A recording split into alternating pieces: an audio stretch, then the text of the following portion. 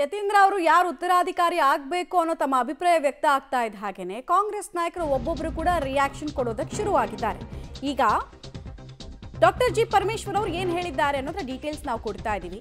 ಯತೀಂದ್ರ ಉತ್ತರಾಧಿಕಾರಿ ಹೇಳಿಕೆಗೆ ಪರಮೇಶ್ವರ್ ಅವರು ಸಮರ್ಥಿಸಿಕೊಳ್ತಾ ಇದ್ದಾರೆ.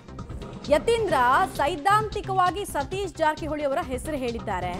ಯತೀಂದ್ರ ಹೇಳಿಕೆಯಲ್ಲಿ ತಪ್ಪೇನಿದೆ, ಸರಿ ಇದೆ ಅವ್ರು ಹೇಳಿದ್ದು, ಅದು ಐಡಿಯಾಲಜಿಕಲ್ ಕಮಿಟ್ಮೆಂಟ್ ಬಗ್ಗೆ ಹೇಳಿದ್ದು ಅಂತ ಅವ್ರ ಮಾತು.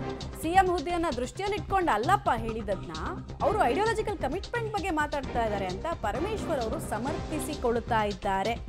ಬಟ್ ಈ ಸಮರ್ಥನೆ ನಂಬೋದಕ್ಕೆ ಸಾಧ್ಯ ಇದೆಯಾ ಅನ್ನೋದೇ ಪ್ರಶ್ನೆ. ಅವ್ರು ಹೇಳಿದ್ದು ಸಿದ್ದರಾಮಯ್ಯ ಅವ್ರ ನಂತರ ಉತ್ತರಾಧಿಕಾರಿ ಯಾರು ಅಂತ.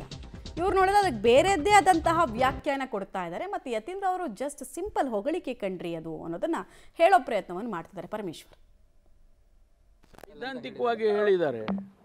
ಸೈದ್ಧಾಂತಿಕವಾಗಿ ಆ ದಾರಿಯಲ್ಲೇ ಹೋಗ್ತಾರೆ ಸತೀಶ್ ಜಾರಕಿಹೊಳಿ ಅವರು ಅಂತ ಹೇಳಿ. ಯಾಕೆಂದರೆ ಅವ್ರ ಹಿಂದೆ ತಮಗೆ ಜ್ಞಾಪಕ ಇದೆಯಾ ಇಲ್ಲ ಗೊತ್ತಿಲ್ಲ, ಹಿಂದೆ ಪ್ರಾರಂಭ ಮಾಡಿದಾಗ ಸತೀಶ್ ಜಾರಕಿಹೊಳಿ ಅವರು ಕೂಡ ಭಾಳ ಮುಖ್ಯವಾದ ಪಾತ್ರ ವಹಿಸಿದ್ರು.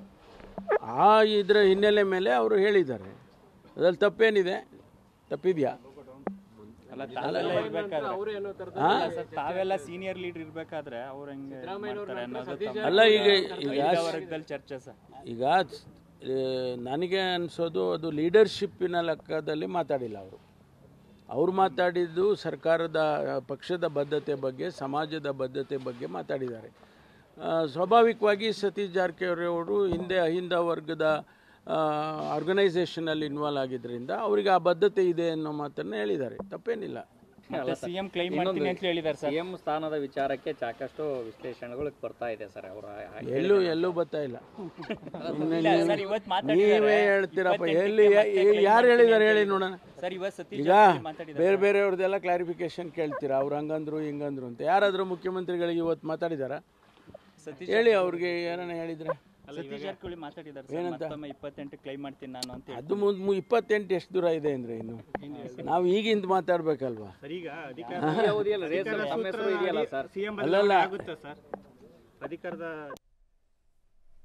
ತಪ್ಪೇನಿದೆ ಅಂತ ಕೇಳಿದ್ರು. ಅದ್ರ ಜೊತೆಗೆ ಅವ್ರು ಹೇಳಿದ್ದು ಹಾಗಲ್ಲ ಹೀಗೆ ಅಂತ ಒಂದು ಹೊಸ ವ್ಯಾಖ್ಯಾನವನ್ನ ಕೂಡ ಕೊಟ್ರು.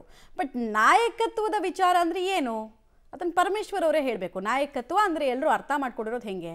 ಮುಖ್ಯಮಂತ್ರಿಗಳ ನೆಕ್ಸ್ಟ್ ಉತ್ತರಾಧಿಕಾರಿ ಯಾರು ಅನ್ನೋ ವಿಚಾರ. ಅದಕ್ಕೆ ಅಲ್ವಾ ಇಷ್ಟು ದೊಡ್ಡ ಚರ್ಚೆ ಆಗ್ತಾ ಇರೋದು.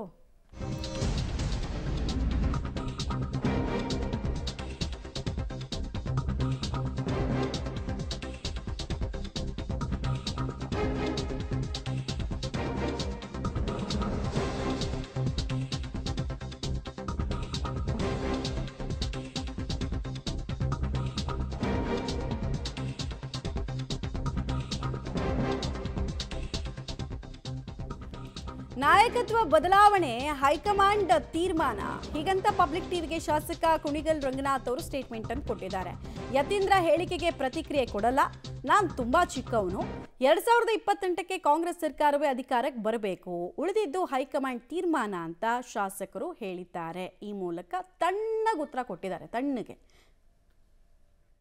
ಮುಖ್ಯಮಂತ್ರಿ ಸಿದ್ದರಾಮಯ್ಯ ಅವರ ನಂತರ ಸತೀಶ್ ಜಾರಕಿಹೊಳಿ ಅವರು ನಾಯಕತ್ವವನ್ನು ವಹಿಸಬೇಕು ಅಂತ ಮುಖ್ಯಮಂತ್ರಿ ಸಿದ್ದರಾಮಯ್ಯ ಅವರ ಪುತ್ರ ಡಾಕ್ಟರ್ ಯತೀಂದ್ರ ಅವರ ಹೇಳಿಕೆ ಕಾಂಗ್ರೆಸ್ನಲ್ಲಿ ಸಾಕಷ್ಟು ಚರ್ಚೆ ಕಾರಣವಾಗಿದೆ. ಈ ಬಗ್ಗೆ ಮಾತಾಡಲಿಕ್ಕೆ ಶಾಸಕರಾಗಿರ್ತಕ್ಕಂಥ ಕುಣಿಗಲ್ನ ಶಾಸಕರಾಗಿದ್ದ ಡಾಕ್ಟರ್ ರಂಗನಾಥ್ ಅವರು ನಮ್ಮ ಜೊತೆಗಿದ್ದಾರೆ. ಸರ್, ಮೊದಲನೇದಾಗಿ ನಾಯಕತ್ವದ ವಿಚಾರವನ್ನ ತೀರ್ಮಾನವನ್ನ ಅನ್ನುವಂಥ ರೀತಿಯಲ್ಲಿ ನಿನ್ನೆ ಡಾಕ್ಟರ್ ಯತೀಂದ್ರ ಅವರು ವಿಧಾನ ಪರಿಷತ್ ಸದಸ್ಯರು ಮಾತಾಡಿದ್ದಾರೆ. ಮುಂದಿನ ನಾಯಕತ್ವ ಸತೀಶ್ ಜಾರಕಿಹೊಳಿ ಅವರದು ಅಂತ.